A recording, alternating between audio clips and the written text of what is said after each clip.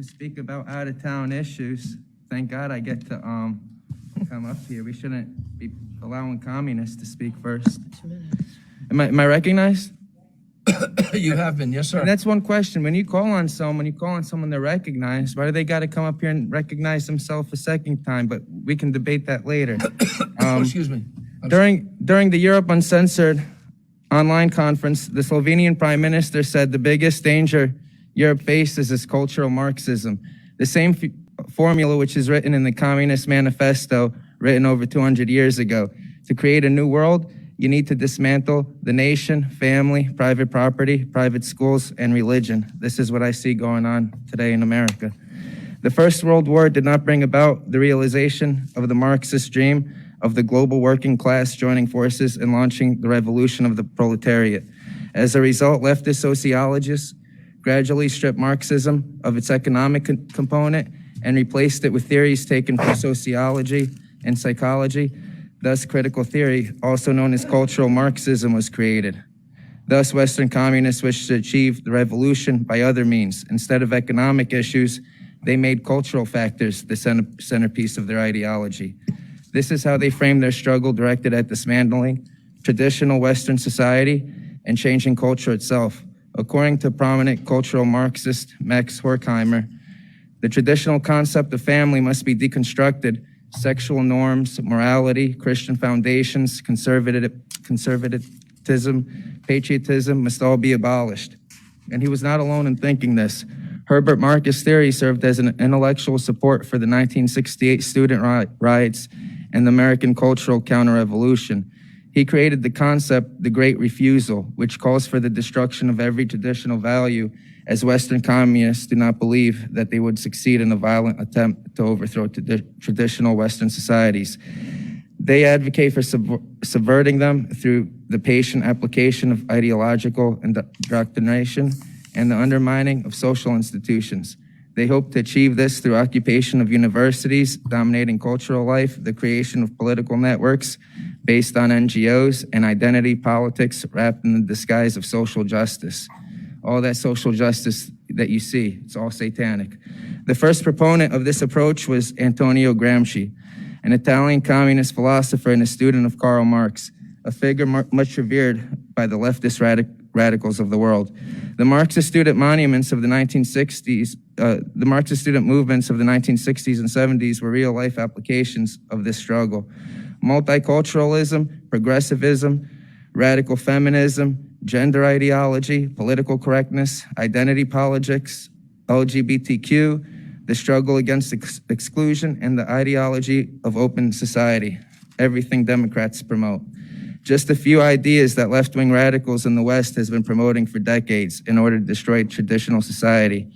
One finds these ideas behind the tensions and the wave of violence generated by the far left in the world today. Their aim is to carve society up into the oppressors and the oppressed, along the lines of group identities based on race, sex, status, or other attributes, artificially created factors or grievances.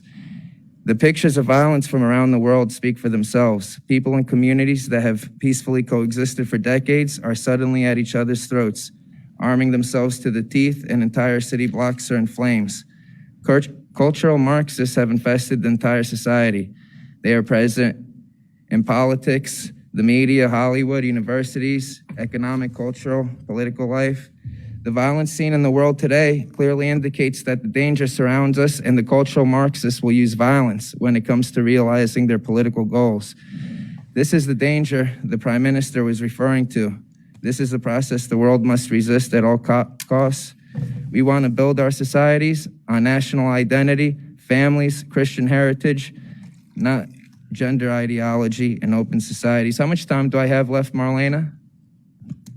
1 minute. 1 minute? All right. God bless America. I hope someone rebuttals after me or says something after me so I can come up. I'll get some extra time. Why do you always walk out the room, Sam, when it's time for me to come up here and speak? I do notice that. You don't care what I have to say? Oh, Sam Joshi, would you like to apologize for putting out a slanderous meme calling me a Nazi? Would you like to apologize for that? I understand. His silence speaks volumes. You're a coward. You're excuse a coward me, with zero integrity. No character assassination. No character No, assassination. yes, Character yes, that is. assassination is when he calls someone a neo-Nazi with no proof, and I'm going to civilly lawsuit him for slander. It's not. Christo, I'm allowed to say Rosenfeld versus New Jersey. I can curse. I didn't even curse. I just called him a coward with zero No, integrity. no, we're not doing that. I don't understand how someone can run for mayor and just slander residents of this town. You're not going to use Say this as a Edison is a political racist forum, sir. community. Public comments. This is my time to speak. not You a can have the political cops forum, escort though. me out. I'll civil lawsuit I'll lawsuit this town. So you want to run for mayor of this town, but you call us a racist community. You slander residents of this town.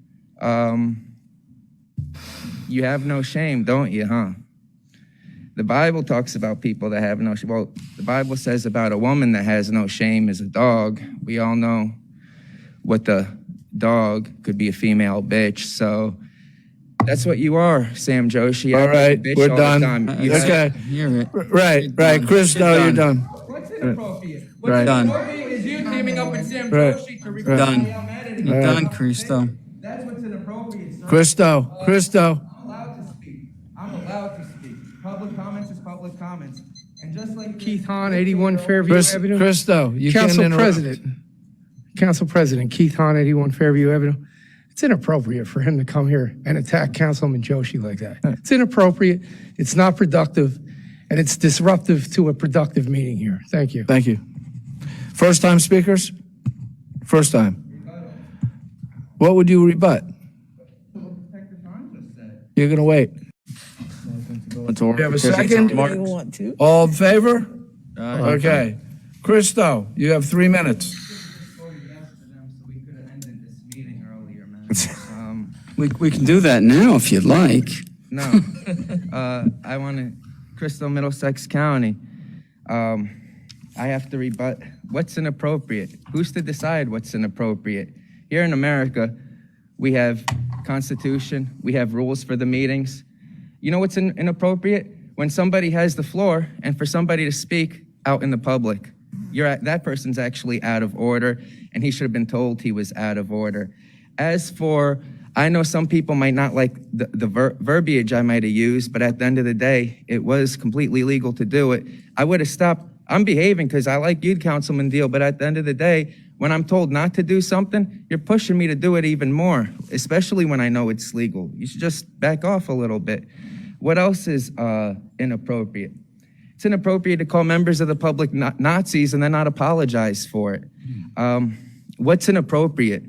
I think it's inappropriate when, like Councilman Coyle said, Sam Joshi possibly holding a gun to Councilman A.J. Patil's head. I think other people also held that gun to his head. I think Detective Hahn also held that gun to his head the very same moment he said he was going to recall Patil. And then all of a sudden, a week later, Patil makes, without even being sworn in, he makes fake accusations. And then everyone starts, nobody found that suspicious? Why wasn't he recalled? Remember when I told you not to read his letter? You read his letter that he said he was going to recall Patil. Why didn't he do it? Because did Patil do something that Joshi and Hahn wanted them to do? That's a good question. Sam Joshi, why your best friend's sister was recruited, a Democrat, to keep me off the line, you and Hahn? Republican and Democrat mayoral candidates working together. Christo, is that a rebuttal to? That's not a Yeah, rebuttal. because it's inappropriate. I'm rebutting what's inappropriate and what's not inappropriate. That's stretching it. What else is inappropriate? It's inappropriate for the Edison Republican Committee chairwoman to force 2 planning board members to vote against the best interests of the Edison residents just to get their son a job at the county. I feel that's what's inappropriate. At the end of the day, he's a member of the public. No one has to be a snowflake. You understand? Anytime these people don't like something, they terrorize the community. They send their political operatives to terrorize the community. He can have an opinion like everyone else, but don't terrorize me when I'm up at the floor and it's my time to speak. I didn't tell Sam Joshi to slander residents as neo-Nazis for his own political benefit. He did that himself. When I called in and I asked, only Councilman Brescher had the integrity to say, you're not a racist, you're not a Nazi. I mean, Joyce, I asked you, you stayed completely silent, just staring off into oblivion into the screen. You're lying. Well, I'll go and I'll look back. You're but lying, That's, okay. I remember that day it was only Brescher. If I'm wrong, I apologize. You're going to apologize to me because I said something after that. Well, at least let me check. All Let right, me check if I'm that's your wrong. time. Thank you. It was only Brescher and Rebuttals only. Ms. Walke. no one's gonna manipulate. Christo, and with all due respect, Ms. Walke has the floor now.